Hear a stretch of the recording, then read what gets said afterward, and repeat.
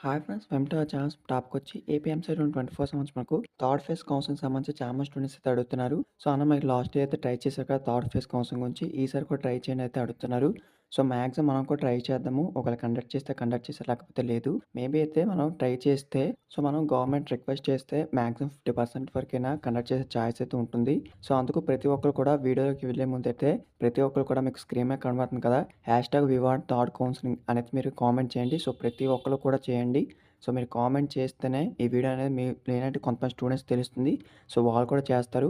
So, ప్రతి ఒక్కరు కూడా జస్ట్ టైపింగే కాబట్టి సో, ఒక 2 సెకండ్స్ కామెంట్ సెక్షన్ ఓపెన్ చేసి #we want third phase counselling అనైతే కామెంట్ చేయండి. సో, ప్రతి ఒక్కరు కూడా వీడియోని లైక్ చేయండి. సో, థర్డ్ ఫేజ్ కౌన్సిలింగ్ సంబంధించి ఇంకా చెప్తాను ప్రాసెస్ అనేది. సో, ప్రతిది కూడా చేద్దాము. మేబీ ఎందుకంటే చాలామంది స్టూడెంట్స్ ఎంతమంది ఉన్నారని వాళ్ళకి తెలియాలి. సో, మాక్సిమం ఒక 500, 1000 స్టూడెంట్స్ ఉంటే వాళ్ళంతగా పట్టించుకోరు.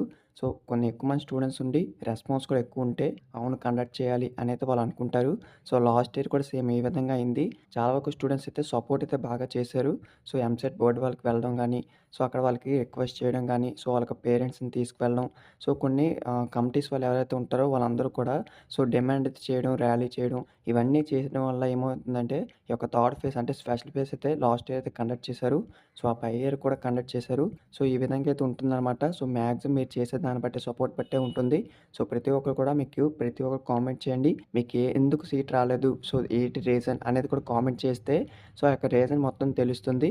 సో, నెక్స్ట్ ప్రాసెస్ కూడా చెప్తాను. ఏ విధంగా ఏం చేయాలనేది. సో, మన వరకు మనం ట్రై చేద్దాం. సో, ఇదనమాట మనకు ఇంకేమైనా డౌట్స్ ఉంటే కామెంట్ చేయండి. సో, వీడియో మీ ఫ్రెండ్స్‌కి షేర్ చేయండి. వాళ్ళకి ఇన్ఫర్మేషన్ తెలుస్తుంది. Thank you.